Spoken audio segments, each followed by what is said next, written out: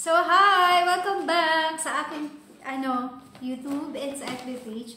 So, ngayon, gumawa akong vlog ngayon kasi sasagutin ko lang tong tanong nung nag-comment or nag-message, nag-DM sa akin. Kasi ang tanong niya is, parang nakakuha na daw siya ng job offer. So, we're talking about direct hire from the Philippines. Ang nangyari, ang tanong niya sa akin is, bakit sobrang tagal daw nung contract niya? Kasi gumawa ako ng vlog before.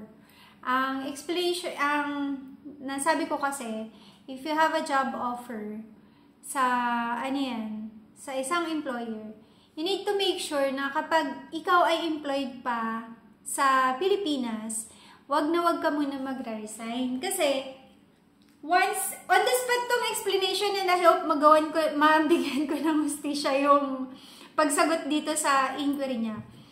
Ang mangyayari kasi dyan, kapag ikaw ay direct hire, hindi ko alam kung na-verify niya ba to. Kasi ang tanong niya lang sa akin is, bakit sobrang tagal nung ng visa, ng kontrata niya. So, para sa information nyo na din to. So, ang unang-una yung gagawin is, kapag kayo ay nakatanggap ng direct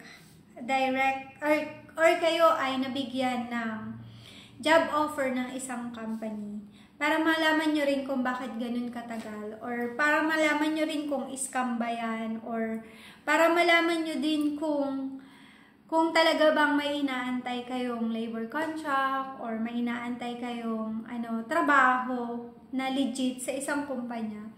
Ang unang-una yung gagawin is, first is, well, of course, i-verify nyo yung employer or ka-transaction nyo kung legit ba yun. So, ang unang-unang ginagawa dyan, as per my experience as a public relationship officer, ang unang-una yung gagawin dyan, much better na hingin nyo yung copy ng trade license ng isang company. Kasi dito sa Dubai, Dubai kasi merong, klase. Depende kung saang Emirates yung, yung employer. So, ang first nyo palang tatanungin is, saang Emirates naka-base yung company ng employer na mag-hire sa inyo. So, ngayon, alamin nyo, kung sinabi niya na nasa Dubai siya, meron kasing, category, ang mga company dito kung saan naka-location at kung anong klaseng visa ang pinaprocess nila. Kapag sa free zone kasi, pag free zone, I am not so familiar kung paano yung process nito. Pero usually, almost same lang naman siya. Kasi kahit sa free zone ka, ang kinakailangan mo is mabigyan ka ng employment visa. And mapa-verify yan sa Philippine Consulate yung labor contract mo. So, ang unang-una mong gagawin, paulit-ulit, unang-unang mong gagawin is alamin kung asan naka-base yung company ng employer mo. Second, kung nasabi nila sa'yo, para ma-verify mo kung legit yung company, is hingin mo yung trade license. Kasi ito, maraming na naka-experience nito at maraming nag-message sa akin na maraming na-scam sa kanila. Maraming na-scam na dahil dito sa vlog na ginagawa ko, nakatulong ako sa kanila na hindi natuloy yung iba pang kasama nila na may scam. So, pangalawa, kung sino man yung katransaction nyo, kasi usually pagka ganito, yung mga direct hire, ang sinasabi ng employer, para mabisahan kita kagad or para ma-process ko kagad yung papers mo, magbayad ka sa akin. So, number 1 rule po dito sa UAE is kapag mag-hire ang employer, lahat po yun sagot ng employer. Wala pong binabayaran na kahit ni piso ang employee sa employer. So, kapag nakuha nyo na yung trade license ng isang company, alamin nyo kung sino yung katransaction nyo. Kung HR yan, possible na humingi kayo ng copy ng Emirates ID. Tapos, dun sa Emirates ID, pero usually kasi yung yung Emirates ID, possible na hindi nila yan i-provide sa inyo. Kasi meron yung information na Emirates ID number. So, you need to make sure na yung katransaction nyo is ma-verify nyo kung legit ba siya. Kasi yung katransaction na yun, dapat kung ano yung pangalan ng trade license sa likod ng Emirates ID, makikita nyo doon kung saan talaga siya nag-work. So, kung meron na kayong trade license at na-verify nyo na yung employee na nakakatransact nyo, legit naman siya. Ang second yung gagawin doon is, kung sasabihin nila sa inyo na bibigyan nila kayo ng employment visa, ang next na gagawin nun kasi ng employer is, magbibigay sa inyo yun ng offer letter. So, kapag meron na kayong offer letter, yung offer letter, i-check nyo yun kung tama ba yung agreement. As much as possible, mag-research po kayo ng rules and regulation ng UAE. Para at least hindi rin kayo, at least meron po kayong idea kung ano yung mga rules and regulation dito. Pwede nyo pong makita yung rules and regulation pagdating sa pag-hire or kaya kung ano yung rules and regulation ng government dito sa UAE. Pumunta po kayo sa www.moheri.gov.ae, tapos puntahan nyo po dun yung rules and regulation. Meron po dun, makikita nyo dun sa website, rules and regulation, tapos basahin nyo po siya para magkaroon kayo ng idea. So, kung meron na kayong offer letter, ang next na mangyayari kasi dyan sa offer letter, kapag nag-agree kayo dun sa information or the terms and condition, pipirmahan nyo po yun. Pagkatapos nyo mapirmahan, magpe-prepare ngayon. Minsan, etong offer letter, hindi na to pinoprovide ng company.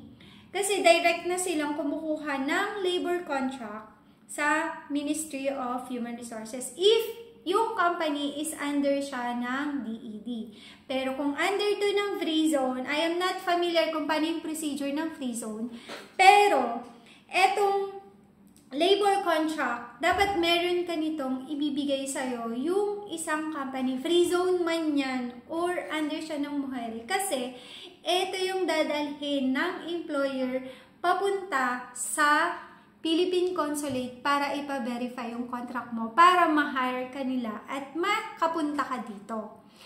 Tapos, kung meron na po meron ka ng labor contract, actually, mahaba to, pero bibigyan ko lang kayo ng idea kung paano pinaprocess para hindi lang kayo ma-scam. So, kung meron na kayong labor contract at naibigay na sa inyo, ang gagawin niyo ngayon, kung na-prepare na yung labor contract, isi-send yan sa inyo through scan. Pwede yung i-scan na lang, tapos pagka in-scan at sinend sa email nyo, pwede nyo po yan pirmahan. Pagka napirmahan nyo na, ibabalik nyo yan sa employer para isasubmit nila ngayon sa government dito ng UAE. Pagka nasubmit nila yan sa government ng UAE, that's the time na aantayin nila yung approval ng government ng UAE sa free zone man yan or sa Ministry of Human Resources man yan para mabigyan ka po ng employment visa. Kasi without the approval ng government ng UAE, hindi ka nila makukuhanan ng employment visa. So, kung may employer na nagsasabi sa'yo na magbayad ka na para ma-process nila yung employment visa ka, red flag na po yun. Kasi yun yung number 1 rule na huwag kang magbabayad ng kahit na ano sa employer. Kahit relatives mo man yan or friends mo man yan. Kasi usually yung mga nagsisend sa akin ng message or nagdi-DM sa akin, ang nang-scam pa sa kanila, so kamag-anak pa nila. So yun, kung meron na po kayong labor contract na approved na yan ng government, ang next na procedure nun is ipaprocess ngayon ni employer yung employment visa nyo. So, kapag meron na kayong employment visa, that's the time na pwede na po kayong pumunta dito sa United Arab Emirates. So, kung wala pong pinuprovide sa inyo ang employer ng employment visa, you are not allowed to enter dito sa UAE at makapagtrabaho. So, yung ibang company, ang ginagawa nila is, Since medyo mahirap nga kasi pag direct hire, ang ginagawa nila is, kung hindi man employment visa ang ini-issue sa kanila, ang binibigay sa kanila is tourist visa.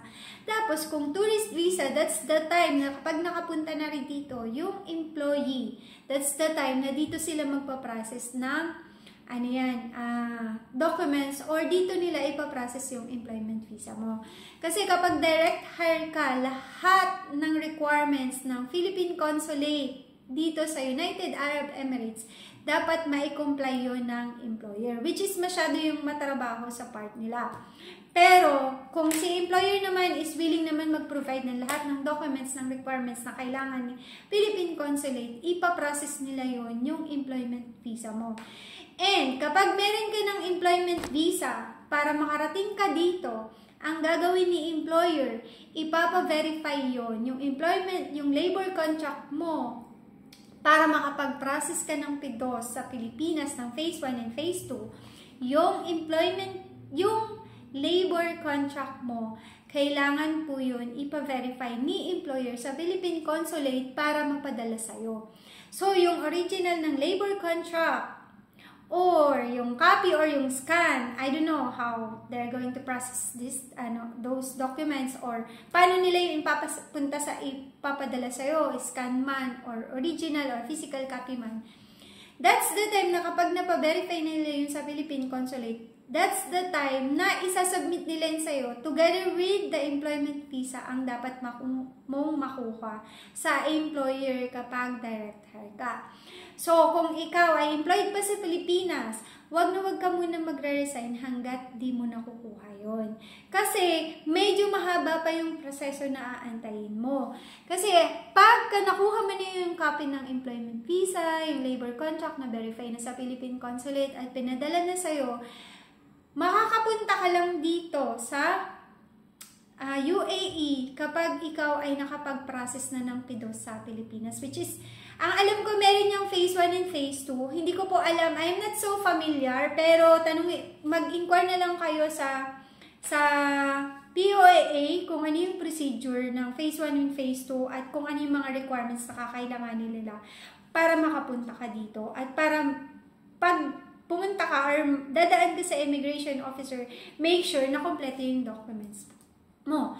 So, kaya, kung ikaw ay hanggang ngayon nag-aantay pa rin ng iyong documents at sinasabi ni employer na magbayad ka, is isipin mo po na iyan po ay red flag. So, number 1 rule ni UAE is hindi po siya dapat. Ang employer po ang sasagot sa lahat ng expenses.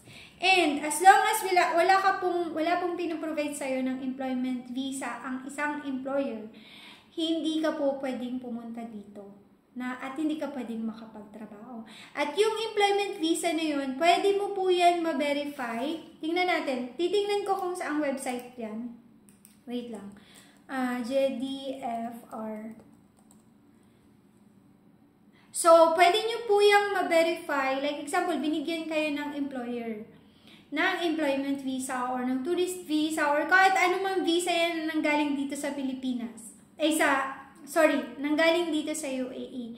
I-verify nyo po yan sa GDRFA kung yan ay legit. Okay? So, hanggang dito na lang muna. Kasi, sa susunod naman yung iba. Kasi pag in-explain ko pa yung iba, masyado nang mahaba yung vlog ko. Sana nakatulong to sa'yo. At sana nabigyan ko ng hustisya ang pag-i-explain dito sa tanong mo. At kapag meron pa kayong tanong at kaya kong sagutin, so I will try to do my best. Okay? Bye-bye! God bless! And don't forget to follow and subscribe to my channel.